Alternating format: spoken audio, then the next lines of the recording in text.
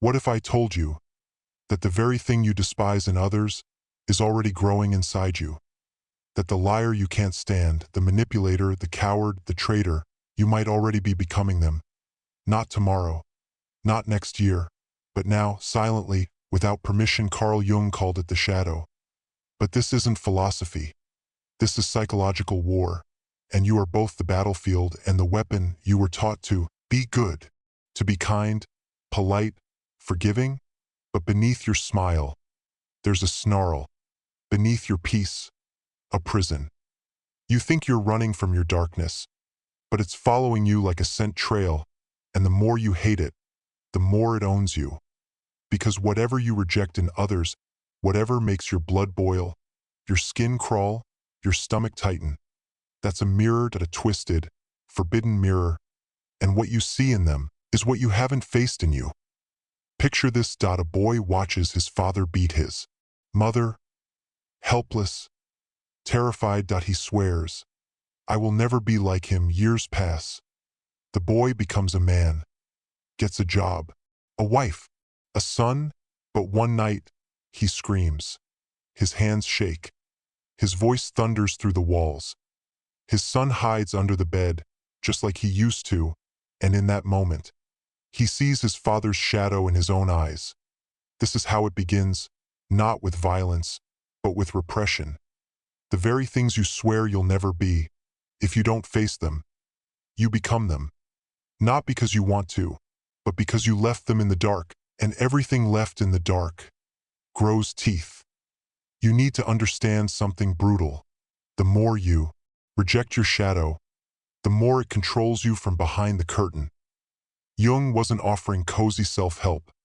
He was exposing the monster beneath the mask. Your mask. You say, "I hate narcissists." But have you ever caught yourself twisting the truth just to feel admired? You say, "I can't stand cowards." But how many dreams have you buried under excuses? You say, "I despise liars." But when was the last time you were fully honest, even with yourself? This isn't judgment at its exposure, and exposure is pain. Because the truth isn't just out there. It's in here, and it stings. But if you can face it, if you can name it, you can own it. And if you can own it, then no one else can use it against you. Let's go deeper. The people you hate most, they are not accidents. They are archetypes, assigned to you by your unconscious mind. They are keys, and those keys open doors you've nailed shut. Every time you say, "I would never do that," what you really mean is, "I'm terrified that I could." That's why it burns. Because a part of you is whispering, "What if I'm not that different?" This is why you can't stop thinking about the people who wronged you. Why their face flashes in your dreams. Why their voice still echoes when you try to sleep. You didn't just hate them. You internalized them. You absorbed the frequency of their chaos, and now it's vibrating inside your bones. Your hatred became a tethered at a ritual, a rehearsal, and what you rehearse long enough, you eventually perform. This part, you won't want to hear. You think you want to destroy your shadow, that if you could just get rid of the part of you that's angry, jealous, cruel, you'd finally be free. But the truth is, you envy it. Secretly, deeply, you crave its freedom, the way it takes what it wants, the way it doesn't ask permission, the way it dominates rooms without blinking. You've lived your whole life obeying, folding, appeasing, but your shadow doesn't it devours, and somewhere inside you want that power, not to harm the innocent, but to finally protect the child you once were. You've confused repression with goodness, but repression is weakness with a halo on it. Goodness is only real when it stands beside power, not beneath it. You don't need to kill the shadow, you need to train it. And when you do, you stop being prey and start becoming dangerous. So here you are, still thinking about that one person you hate, still reliving that betrayal, still wondering why you can't let go. You think it's because they hurt you, but that's not the whole truth. It's because they woke something up, something dark, something sacred. A buried version of you that remembers how to fight, how to scream, how to survive. And unless you face that version, unless you become whole, You will keep attracting mirrors.in lovers.in enemies.in yourself. And each one will whisper the same thing. You are not who you think you are. You've only scratched the surface. The deeper truth. The thing you were never meant to know. It's coming next. And when it hits, you'll never see yourself the same again. Say it now, whisper it to yourself. I am not afraid of the darkness anymore. There's a room inside your psyche where you keep all the things you hate about yourself. It's dark, cold, silent. You sealed the door years ago, but that door doesn't stay locked. Because the more you pretend that part of you doesn't exist, the more it controls you. You don't outgrow your shadow, you become it when you least expect it. You say you hate liars, but haven't you lied to protect your ego? You despise weakness. Yet in secret, you collapse under the weight of your own overthinking. You judge people who crave power. But tell me, don't you sometimes fantasize about being the one in control? The one nobody could hurt ever again. This is not hypocrisy. This is the unconscious. The part of you that Carl Jung warned would shape your entire life, if you don't make it conscious. But here's the forbidden truth they never taught you. You are always in a silent war with the parts of yourself you exiled. That's why you sabotage relationships. That's why you chase admiration but reject love. That's why you work like a machine and collapse like a child. Because deep down, you don't believe you deserve peace. You haven't reconciled with the darker forces inside you. And until you do, you'll keep creating enemies outside to avoid facing the one within. Let me show you how this plays out. It starts with what Jung called projection, a word too often misunderstood. You don't just project when you're angry or insecure. You project when you're unaware. When you see something in someone that enrages you, something that feels too familiar. Have you ever hated someone instantly? Not because they did anything, but because their existence felt like a mirror you didn't want to look into? That's your shadow, screaming. And the people you resent most are often versions of you that you never gave permission to exist. The arrogant boss who makes you feel small is the confidence you suppressed. The manipulative partner who twists your words is the cunning you pretend you don't have. The loud, selfish friend who never listens is the voice you silenced long ago. You don't hate them. You hate that you're not allowed to be like them, so you project. You punish them for being what you're not brave enough to own. And it's easier, isn't it? Easier to say, they're toxic, they're narcissistic, they're wrong. But you never ask, what part of me am I really trying to destroy through them? Here's the next forbidden truth. The more morally righteous you feel, the more dangerous your shadow becomes. Because now it's not just hidden, it's disguised as virtue. You think you're being strong, when really you're avoiding vulnerability. You think you're helping others, when really you're rescuing yourself. You think you're better than them, when really you're just terrified of becoming them. That fear, that's where the shadow feasts, and it waits until you're tired, until you're desperate, until you're humiliated enough to let it out. And then, suddenly, you snap, you lie, you manipulate, you become the exact person you swore you'd never be. That's not failure. That's the unacknowledged taking control. Because what you suppress becomes your master, but what you integrate becomes your power. Look at history. Look at leaders who lost control. Look at saints who became tyrants. Look at revolutionaries who turned into oppressors. They didn't fall because they were evil. They fell because they never faced their own darkness. They thought virtue was enough. They thought righteousness was armor. They thought purity could save them. It never does. The shadow doesn't care how spiritual you are. It doesn't care how woke you are. It doesn't care how kind you pretend to be. It waits. And it wins. Unless you look it dead in the eye. But most people won't. They're too afraid. Because facing the shadow means facing all the things you could become. And that is terrifying. To admit, you're not just the hero of your story. You're also the villain, the liar, the betrayer, the weak one. The coward, the manipulator. It's all inside you. But until you see it, you'll keep attracting people who show it to you. And you'll keep blaming them for your own reflection. That's the genius of the shadow. It doesn't ruin you outright. It ruins your perception. You'll destroy good things because you don't believe you're worthy of them. You'll punish others for being too free, too confident, too much, because deep down you resent your own restraint. You'll become hyper-vigilant, hyper-empathetic, hyper-perfect, all to hide the chaos underneath. But here's the shift. Once you realize the shadow isn't your enemy, it becomes your greatest source of strength. Think about it. The person who knows their darkness, truly knows it, cannot be manipulated. They cannot be shamed. They cannot be broken by accusations or threats, because they already met their monster, and they shook its hand. Now imagine that version of you, unshakable, untouchable, strategic, resilient, not because you're pretending to be good, but because you're whole, and that wholeness is what makes you unstoppable. It's not the mask that gives you power. It's the awareness of what lies beneath. The ability to feel rage without letting it poison you. To feel desire without letting it enslave you. To feel fear, yet act anyway. This isn't self-help. This is psychic warfare. This is how you win in a world built to split you apart.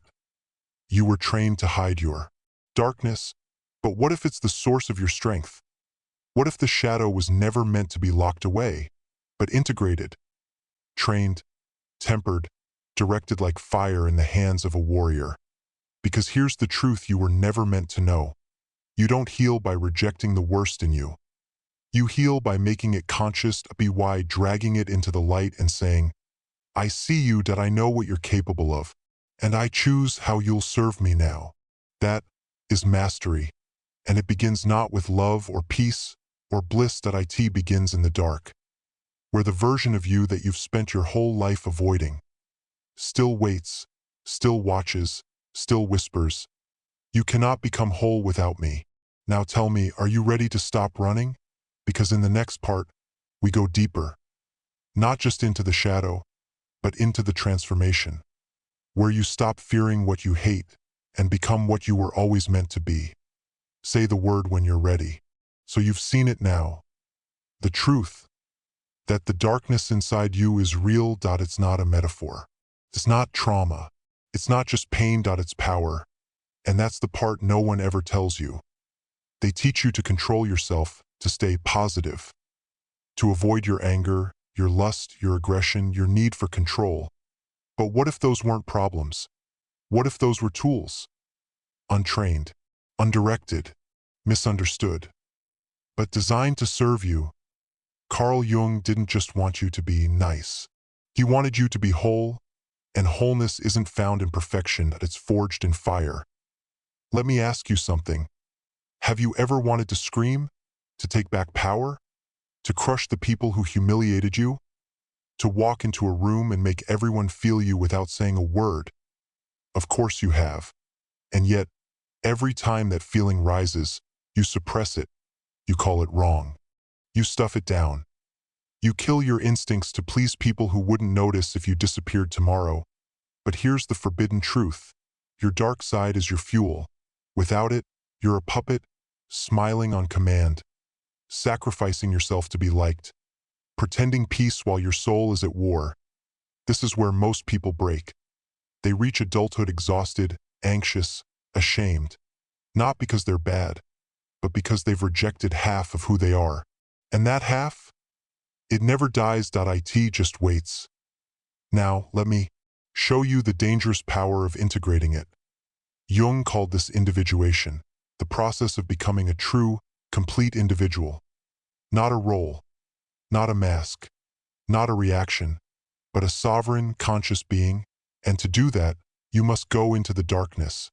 You must meet the version of you that doesn't care what people think, the version that doesn't beg for love, the one that doesn't flinch when disrespected. He's not nice, he's not soft, but he's honest, clear, sharp like a blade forged in fire. He's the part of you that says, no more. No more begging, and no more chasing, and no more pretending. This version of you doesn't need approval. Because he approves of himself, he trusts his instincts. He uses rage as clarity. He uses pain as fuel. He uses fear as a map, but don't mistake him for a monster. He's a protector. He's the one who shows up when the world tries to break you. He's the one who says, if you abandon yourself now, you'll never get yourself back. Jung warned that a person who does not confront their shadow becomes possessed by it, controlled by outbursts, driven by blind attraction to chaos, sabotaging every good thing they touch. But the one who confronts it, who integrates it, becomes dangerous in the best way possible. Because they are no longer afraid of themselves. That's the real danger of the integrated man, that he is calm not because he is weak, but because he has access to his strength. When you walk through life with only your good side, you're fragile. You depend on others to give you identity. You're outraged when things feel unfair. You spiral the moment someone disapproves. But when you know your dark side, you become self-authorized. You don't need permission. You don't beg for justice. You enforce it. You don't ask for strength. You use it. You don't fear being alone because you've met the one person who'll never abandon you, your full self. Now let's go deeper. Let's look at what happens when you train your shadow. When you start using that aggression not for destruction but for boundaries, for decisive action, for eliminating what no longer serves you. You stop tolerating fake friends. You stop apologizing for taking up space. You stop hiding your brilliance just to make others comfortable. You use your cunning to outthink manipulators. To break through systems meant to cage you. To see people clearly, not through your projections. You use your anger not to lash out, but to cut through the fog. To stand your ground when everything around you says, be small, be nice, be quiet. And you use your fear as direction, because where you're afraid to go is often where your real power lies. This is not about becoming toxic. This is not about being cruel. This is about ownership of every part of you that was once exiled. Because when you own your darkness, you don't have to prove anything. You don't explode under pressure. You don't collapse under guilt. You simply act with precision, with clarity, with force when needed. The integrated person isn't more dangerous because they hurt people. They're more dangerous because they don't need to. Their power speaks before they do. Their presence enforces boundaries. Their silence cuts deeper than most people's screams. You want that? You must earn it. You must walk into your own depths, not to be swallowed, but to reclaim the parts of you that never got to grow. Remember, your inner critic was born to protect you. Your rage was born from betrayal. Your pride was your armor. Your manipulation was your survival. But now, you're no longer a child. You don't have to react anymore. You can choose, consciously, deliberately, and that is what makes you elite. Not how good you pretend to be, but how fully you know yourself and still choose discipline over chaos. That is the final transformation of the shadow. Not becoming a demon, but becoming a dragon. A force of nature. Unshakable, unbreakable, unashamed. This is what they tried to keep from you. Because a society of people who've integrated their dark side is a society that can't be manipulated. Can be guilt into submission. Can't be ruled by shame or fear. So they taught you to be soft. To be obedient. To be nice. But now, you are done being nice. You are ready to behold. In the final part, we complete the journey. You will no longer just understand your darkness. You will wield it with wisdom, with mastery, with power. Say the word, and I'll take you to the final gate. So here you are the gate. The point of no return. Behind you, the life they built for you. Polite, predictable, powerless. Ahead of you, the life you were meant to build. Point one, forged from truth, from pain, from power.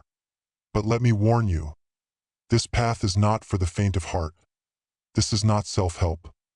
This is self-reconstruction. Because wielding your shadow isn't about becoming some lone wolf alpha with a chip on your shoulder. It's not about dominating others. It's about mastering yourself. Fully. Permanently. And no matter what stands in front of you. Let's be clear. Most people never make it here. They flirt with their darkness. They get a glimpse of their rage, their lust, their hunger for power, and they get scared. They turn back. They settle. But you've already seen too much. You can't go back to pretending. Not anymore. You've learned the truth. There is nothing more dangerous than a man who's unaware of his own darkness, because that man can be used by anyone, controlled by shame, manipulated by guilt, turned into a weapon by others without even knowing it. But when you know your shadow, when you integrate it, you become your own master. So now comes the final transformation. Wielding the shadow, consciously, turning unconscious impulse into conscious intention. Let me show you how. Step 1. Know the triggers. Your shadow doesn't appear at random. It awakens under pressure. When you're insulted, when you're abandoned, when you're overlooked, when you're forced to choose between self-respect and acceptance. So you must know your triggers. Where does your rage live? Where does your fear hide? What kind of person makes you feel small? Most people avoid these questions, but you will chase them down. You'll track your reactions like a hawk, and when the moment comes, you will pause, feel the darkness rise, and instead of flinching, you will greet it. This is the moment that I see you, that you're not the enemy, you're the fire I was taught to fear. But now, you burn for me. Step 2. Channel the energy. You've spent your life suppressing your emotions. That ends here. The rage you feel, use it to move forward. Set boundaries. Say no without apology. Protect your energy like it's sacred, because it is. The lust you feel, it's not evil. It's your hunger for intensity, for life, for connection, for truth. Learn to express it with integrity, not repression, not addiction, not shame.